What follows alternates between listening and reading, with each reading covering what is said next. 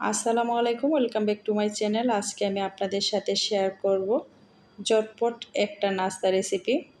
হঠাৎ করে বাসায় মেহমান চলে আসলে চা তৈরি করার আগে এই নাস্তাটা তৈরি হয়ে যায়।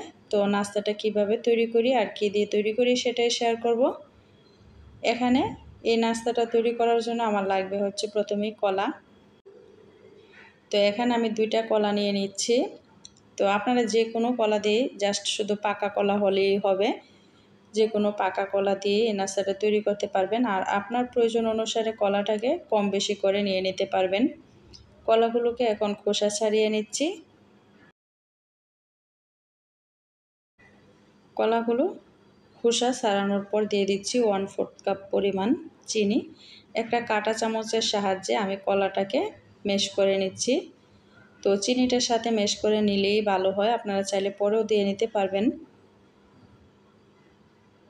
একটু দানা দানা থাকবে কলাটার মধ্যে, খুব বেশি মিহি করব না, তাহলে পিঠাটা খেতে ভালো লাগবে যদি একটু দানা দানা থাকে। কলাটাকে কাঁটা চামচের সাহায্যে আমি ভেঙে নিয়েছি।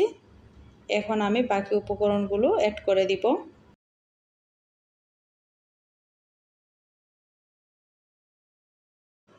তো এখন আমি বাকি উপকরণগুলো মিশিয়ে দিব। দিয়ে দিচ্ছি 1/2 কাপ পরিমাণ চালের গুঁড়া। 1/2 কাপ চালের গুঁড়ার সাথে আমি দিয়ে দিব 1 কাপ পরিমাণ আটা। তো এখানে যে 1/2 কাপটা নিয়ে নিয়েছি সেই কাপেরই 2বার করে আমি দিয়ে দিচ্ছি, তাতে করে আমার 1 কাপ পরিমাণ আটা হয়ে গিয়েছে।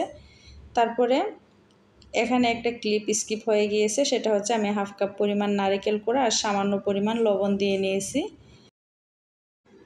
আমি আন্তরিকভাবে দুঃখিত ওই ভিডিও ক্লিপটা ডিলিট হওয়ার জন্য। তো অল্প করে পানি দিয়ে আমি একটা পারফেক্ট ব্যাটার তৈরি করে নিব। তো পানিটা একবারে দিতে যাবেন না, অল্প অল্প করে পানি দিয়ে ব্যাটারটাকে পারফেক্ট করে নিতে হবে। তো যতটুকু পানি দিয়েছি এর চেয়ে বেশি আর পানি লাগবে না, একদম পারফেক্ট হবে। নারকেল কুড়াটা আপনারা চাইলে স্কিপ করতে পারেন। আর যে কোনো মিষ্টি খাবারের ব্যালেন্সটা ঠিক রাখার জন্য অবশ্যই কিন্তু লবণটা দিয়ে নিতে হয়, চাইলে স্কিপও করতে পারেন। ব্যাটারটা একদম পারফেক্ট হয়েছে। তো আমি একটু দেখিয়ে দিচ্ছি, আমি হাত দিয়ে কিন্তু করে নিচ্ছি, আপনারা চাইলে চামচ বা মিক্সার দিয়েও কিন্তু এদিকে মিশিয়ে নিতে পারেন। তো একটু হাতে নিয়ে নেমে হাত দিয়েই পিঠাটা ভেজে নিব। এখন আমি চলে যাব চুলায়। তো হাতটাকে একটু পরিষ্কার করে নিব। চুলায় একটা কড়াই বসিয়ে দিয়েছি আর কড়াইয়ের মধ্যে আগে থেকেই তেল দিয়ে দিয়েছি। তেলটাকে হালকা গরম করে অল্প অল্প করে ডো নিয়ে আমি তেলের মধ্যে দিয়ে দিচ্ছি। আর এই অবস্থায় চুলার আঁচটা মিডিয়াম টু লোতে রেখে পিঠাগুলোকে ভেজে নিব। কলার পিঠাগুলো বা কলার বড়াগুলোকে একটু ডুবো তেলে ভাজতে হয়। তো আমি একসাথে অনেকগুলো বড়া বা পিঠা দিয়ে নিচ্ছি। আপনারা আপনাদের প্রয়োজন অনুসারে বা আপনাদের যতটুকু তেল হবে সেই অনুপাতেই দিয়ে কিন্তু পিঠাগুলো ভেজে নিতে পারবেন। পিঠাগুলো দিয়ে আমি হালকা একটু শক্ত হওয়ার পরে একটু নেড়ে দিচ্ছি, উল্টিয়ে পাল্টিয়ে দিচ্ছি। আর অবশ্যই চুলার আঁচটা মিডিয়াম টু লো আঁচে রেখে পিঠাগুলোকে ভেজে নিতে হবে।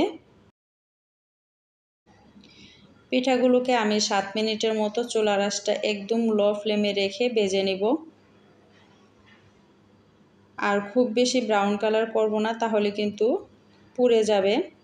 আমি জাস্ট নর্মাল যেরকম পিঠাগুলো হয় বা বড়াগুলো হয় সেরকম করেই পিঠাগুলো প্রায় ভাজা হয়ে গিয়েছে। তো এর চেয়ে আর কালার আনতে হবে না, এর চেয়ে কালার আনলে পিঠাগুলো তিতা হয়ে যাবে। তো এখন আমি পিঠাগুলো একটা ছাঁকনির সাহায্যে তেলটা ঝরিয়ে নামিয়ে নিব। সেমভাবে আমি সবগুলো পিঠা ভেজে নিব। খুব সহজেই তৈরি করা যায় কলার বড়া বা কলার এই পিঠাগুলো। চায়ের সাথে তো দারুণ লাগে খেতে। ঝটপট অতিথি আপ্যায়নে কিন্তু এই রেসিপিটা ট্রাই করতে পারেন। রেসিপিটা ভালো লাগলে চ্যানেলটা সাবস্ক্রাইব করে দিবেন। আজকের মতো বিদায় নিচ্ছি। আল্লাহ হাফেজ। আসসালামু আলাইকুম।